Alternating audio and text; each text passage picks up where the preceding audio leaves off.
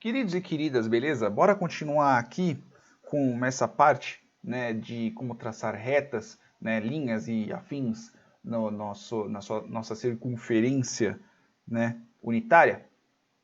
Isso já não está mais no livro, tá? Pelo menos não por enquanto. É bem provável que na parte dos exercícios tenha. Eu estou fazendo o vídeo aqui mais mesmo para o meu próprio exercício, tá? Para mais por uma questão de melhorias dos meus próprios conceitos.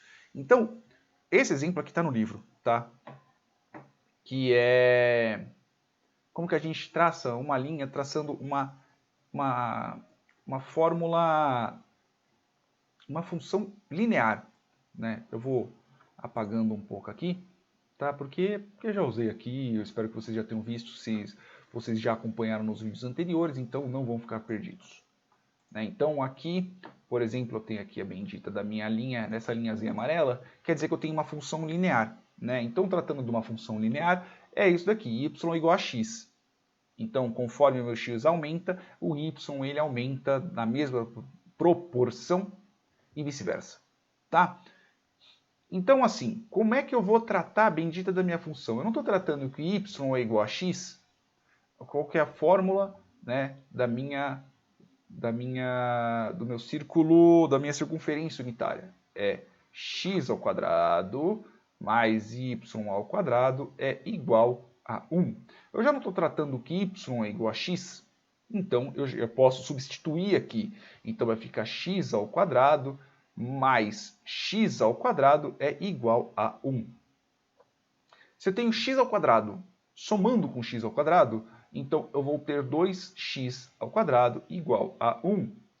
Para poder isolar meu x ao quadrado, eu faço como? Eu divido ambos os lados por 2.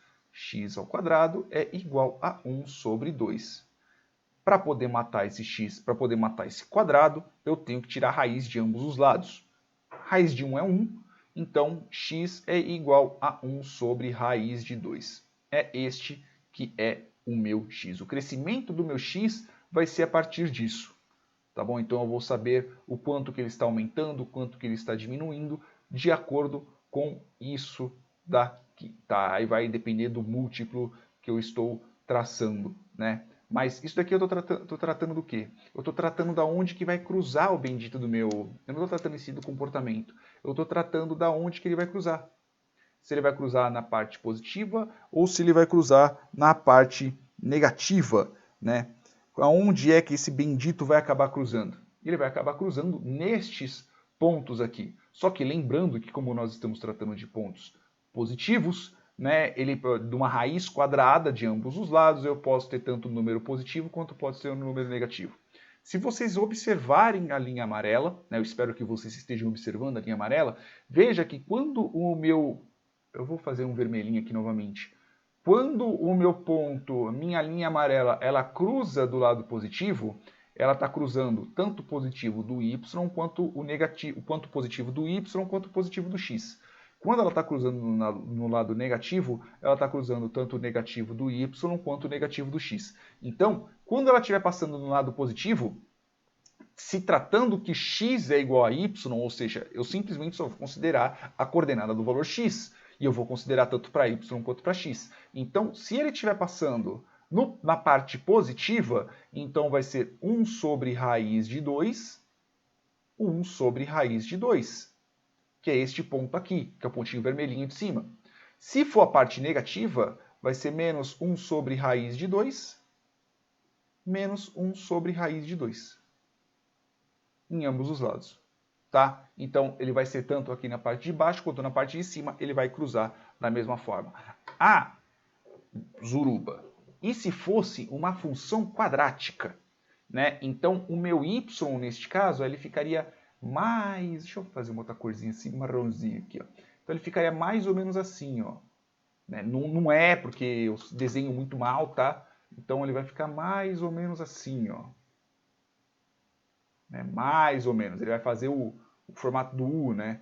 Da função quadrática. Né? Então, não é torto desse jeito, mas enfim, ele fica desse jeito. Como é que a gente analisa isso na função? Nós vamos simplesmente observar e saber que o nosso y nada mais é que x elevado ao quadrado.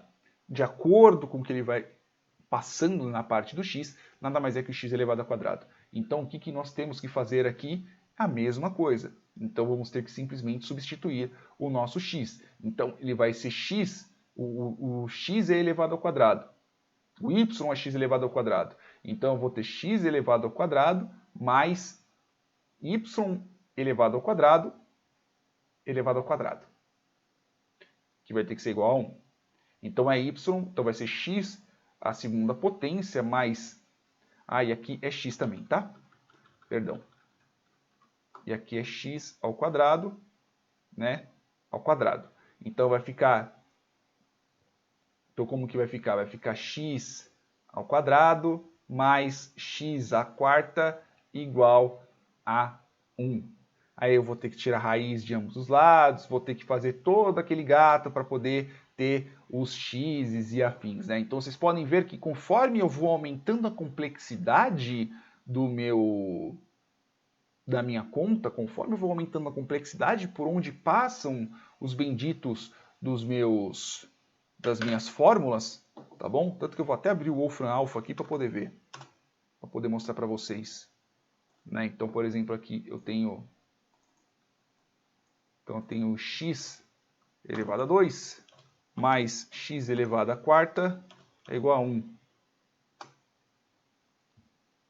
Aqui ele não vai mostrar exatamente os pontos, se bem que é bem provável que ele mostre sim, né? Ó, o resultado, o x positivo é esse daqui, raiz de 5 sobre 2 menos meio, e aqui a parte negativa, né? A parte negativa é raiz de x meio, e aqui a parte positiva é raiz de 5 sobre 2 menos meio, né? Inclusive aqui ele até mostra o passo a passo para poder chegar nesse bendito desse resultado, né?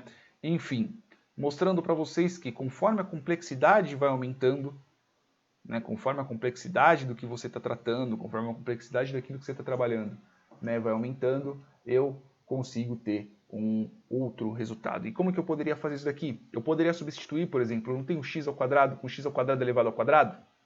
Eu poderia substituir esse bendito pelo quê? Poderia substituir esse bendito por um y, ou por um z, seja lá o que for, né? Então eu teria, por exemplo, aqui eu tenho y igual a x ao quadrado. Então eu vou ter y mais y ao quadrado é igual a 1. Aí eu simplesmente só vou fazer o quê? Eu vou... partindo disso, né? Tendo isso daqui, aí está mostrando aqui que teria que adicionar um quarto a cada lado. Eu não vou complicar aqui a brincadeira, tá bom?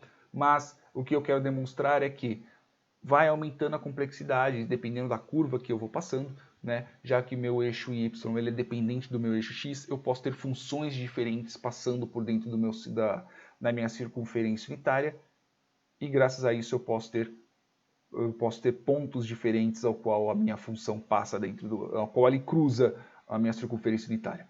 Beleza? Espero que vocês tenham entendido essa parte, espero que vocês tenham gostado. É isso aí, beijos na bunda, até mais.